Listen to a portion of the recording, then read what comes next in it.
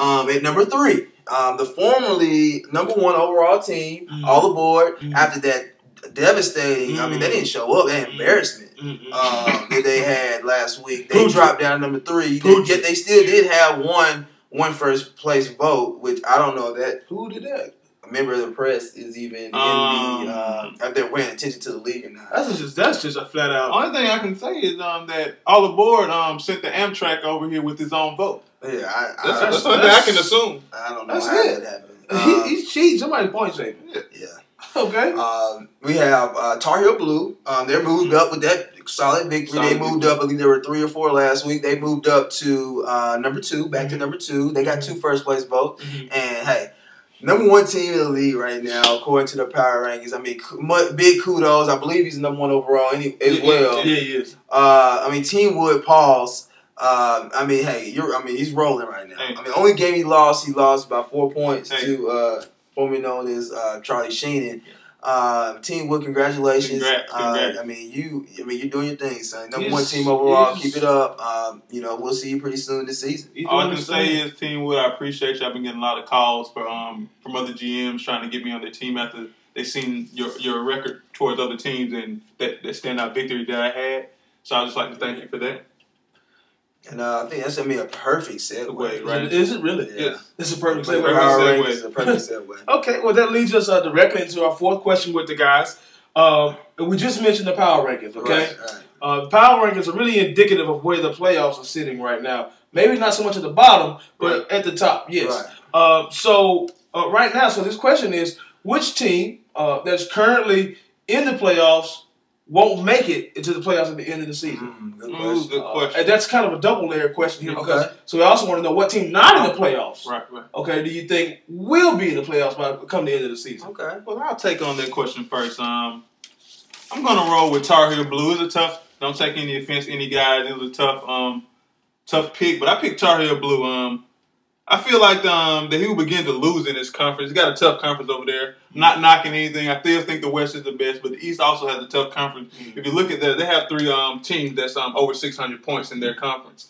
I feel like that at his receiver position, he just the lack of depth at the receiver position. He has the one Reggie Wayne, who I feel like is not in the best of graces with Curtis Painter. He's probably close to being the one of the bust. Yeah, so every time I'm looking up, I see Pierre Garçon is getting 11 to 12 targets a game, scoring 33 to 30 points, and Reggie Wayne's getting 6 to 7 targets, and half of those are not even catchable balls. It's rush throws, things like that. I also feel like with the Falcons' defense so subpar that Michael Turner won't be able to put up the numbers that he put up last year. I feel like they're going to Julio Jones. They're passing to Roddy White, Tony Gonzalez because they're down a lot this year, unlike last year when they were scoring right off the bat with Michael Turner. And then it's just another back to the receivers. His high scoring receiver is Mike Wallace right now, other than Wes Welker, who's going to do his thing night in, night out. But he has Mike Wallace, who is playing with the horrible offensive line. Big Ben is hurt half the time, and I think Mike Wallace is just sort of like Deshaun Jackson to me, where either he's going to hit with 27 points, pause, or he's not going to give you anything.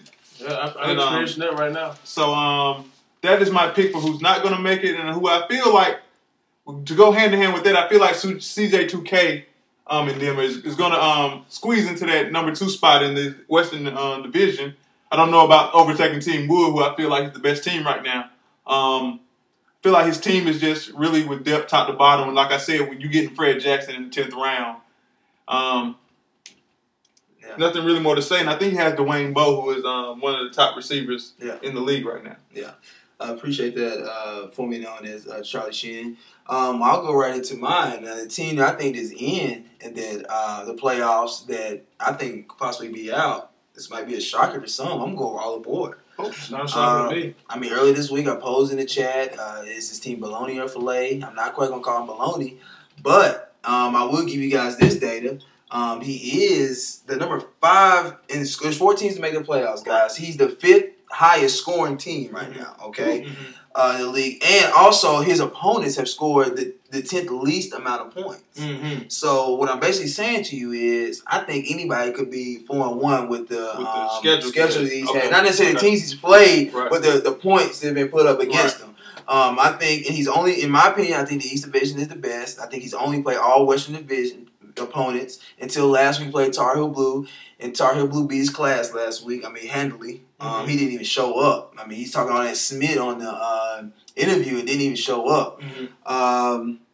Let's see, and also he's arguably he's got 2 players who started hot that I think could possibly fall off. I mean, his quarterback, yes, Ryan Fitzpatrick. Okay. I mean, he started great the first 3-4 weeks of the season, but last year he had a 4 to 5 week span, and then he balled out and then kind of fizzled. I mean, not saying he's gonna be terrible, but I mean, if he's depending on Fitzpatrick all year to be his quarterback, when got guys like Aaron Rodgers, Drew Brees, in that likes, and also Gronkowski is tight end. Yeah. Number 1 tight end in the league. He scored like 5 touchdowns in 4 weeks. Hernandez is coming back. Hernandez was hurt for 2 of those weeks. He's coming back. I think the last 2 weeks, I don't think he's done 2 points last week. He had 2 points. I think the week before he maybe had 4 or 5 points. So I just think some of his key players, his key contributors so far are going to come back down to reality. When they do that, we'll see. And I did some more data.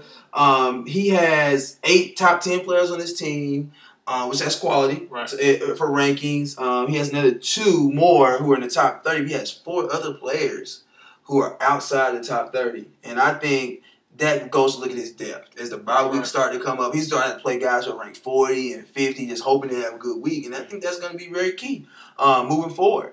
Now, my segue from that to top 10, top 30, the team that I actually think that has an opportunity to make the playoffs is Team King, guys.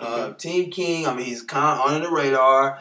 He had I think he has 2 quality victories. I think he beat you early, and he won last week as well. Now, speaking of those top 10, he also has 8 top 10 players. But the key with Team King, he has 6 other players inside the top 30. Ooh. So 14 players on his team are ranked 29 or lower. And I think that, I mean, it speaks volumes to his depth he has on his ball club. And Phillip Rivers, as I talked about earlier, he's so far been a surprise as a bust, Paul's in the league. And if he starts playing when he's supposed to play, hey, you guys need to look out.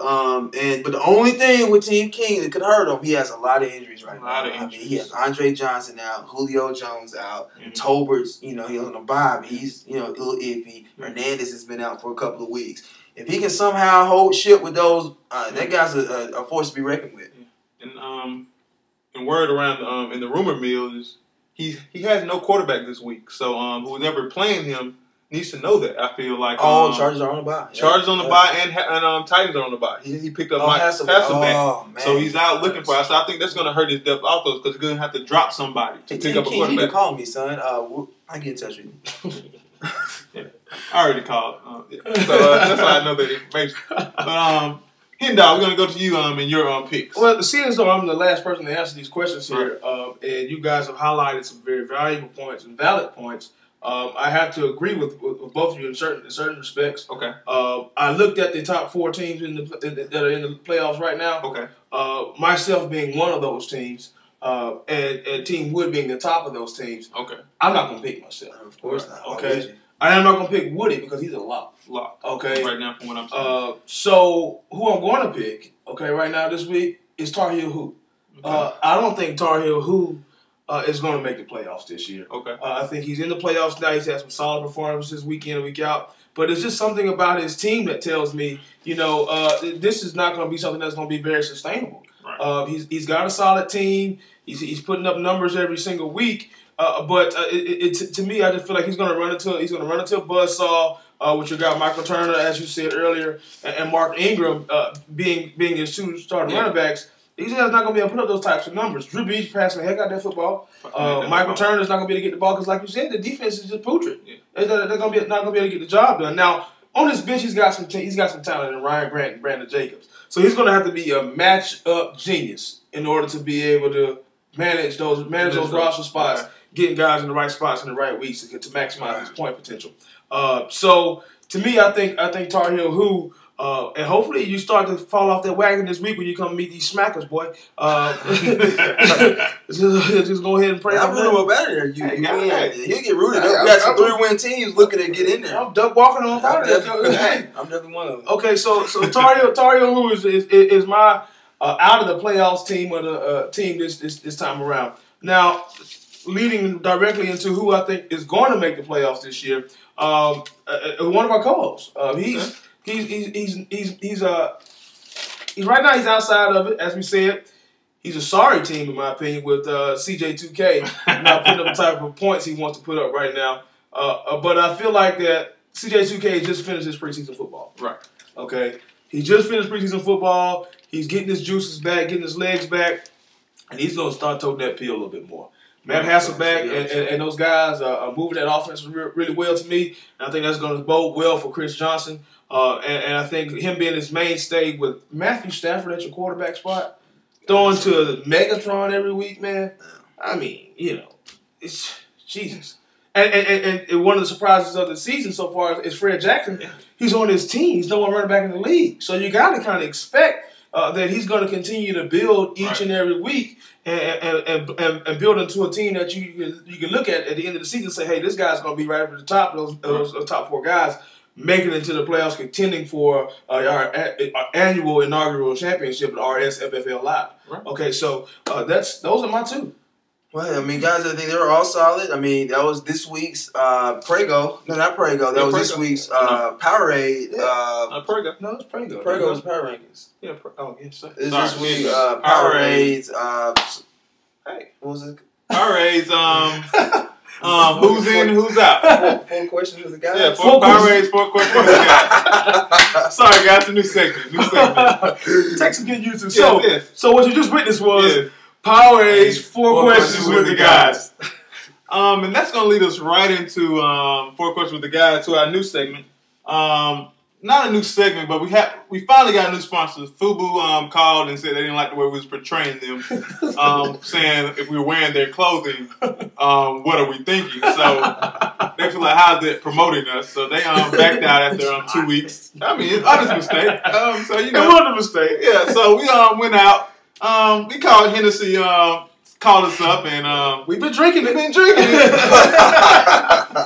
So this is the new Hennessy what were you thinking moment? Because if you're drinking Hennessy, we never know what you're thinking. Okay.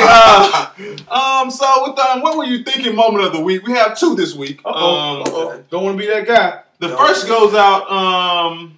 I want to personally thank Team Lee for not playing Big Ben. Definitely was on that hen dog straight. Yes. So I like to thank Big Benjamin. He must have been on that hen dog straight when he was picking his lineup. This guy started Matt. What is his name? I don't know his name. Mark Sanchez. This guy had negative 4 points the week before. This week ended up with 12. Maybe 14 at the most. And this guy had Big Ben on his bench who hen dog said had 28 points. 28 points. 5 touchdowns. Number 3 in the league in points this week. And he had him on his bench.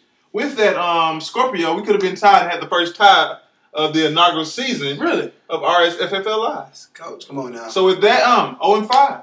I'm sorry. 0-5.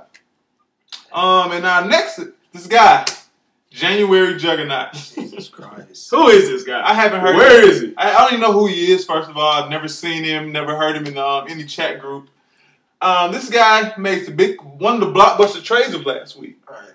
Roddy, catch the ball white for MJD. Million genuine draft. Did he not start MJD? Did he not start MJD? Oh, he's on his bench with, and I think he maybe had the Ridley character starting. Stephen Ridley? Whatever his name is. Whoever he was. From LSU that plays for the New England Patriots. Yeah, I don't know. It could have been anybody. And the law firm just starting the quarterback? So you put in a second string running back. With a number 2 leading rusher in the NFL, guys. This is a little data. Hey, MJD is the number 2 rusher in the NFL. There's no question about this. This guy was clearly on that head on straight. And nobody knows what you were thinking. And guys, that's going to conclude our show for today. We appreciate you being out with us. We'll take a quick time out to take one last shout out to our sponsors, Anheuser-Busch, Powerade, Prego, Bicycle Playing Cards, Sony Bio, and our new sponsor, Hennessy, VSOP.